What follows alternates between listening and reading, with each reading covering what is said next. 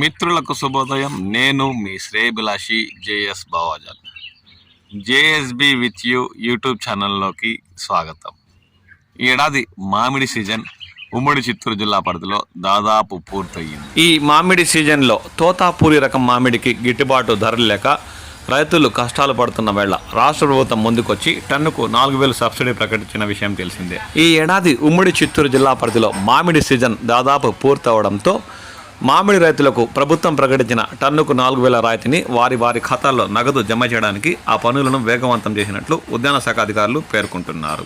ఈ సందర్భంగా ఉమ్మడి చిత్తూరు జిల్లాలోని యాదమరి, బంగారుపాళ్లెం మండలాల్లోని రైతులు తమ పత్రాలను మరీ సరిచూసుకోవాలని ఈ సందర్భంగా వారు పేర్కొంటున్నారు. చిత్తూరు జిల్లాలోని బంగారుపాలెం మండలం మామిడి రైతులు ర్యాంపులు, పల్ప్ యూనిట్లకు తోలించిన పంటకు సంబంధించిన వివరాలను మళ్లీ ధృవీకరించుకోవాలని ఉద్యాన శాఖ అధికారులు సాగరిక సూచించారు.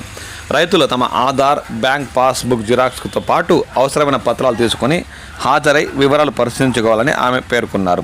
ప్రభుత్వం చెల్లింపులు సకాలంలో అందేందుకు ఈ ధృవీకరణ తప్పనిసరని ఆమె పేర్కొన్నారు.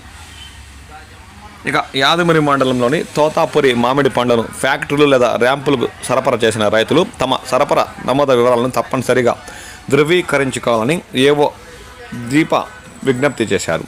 కాటా బిల్లులు, ఆధార్, ల్యాండ్ పాస్బుక్, బ్యాంక్ ఖాతా కాపీలతో కినటంపల్లి యాదమరి రైతు సేవా కేంద్రం పరిధిలోని రైతులు జూలై 31వ తేదీ ఉదయం 10 గంటలకు సచివాలయంలో హాజరై వివరాలు మళ్ళీ మరొకసారి వెరిఫై చేసుకోవాలని ఈ సందర్భంగా ఆమె రైతులకు సూచించారు.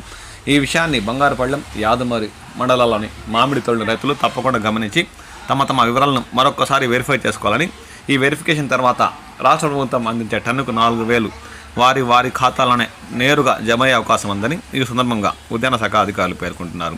ఈ విషయాన్ని 2 మండలాల రైతులు గమనించాలని ఆమె కోరుతున్నారు.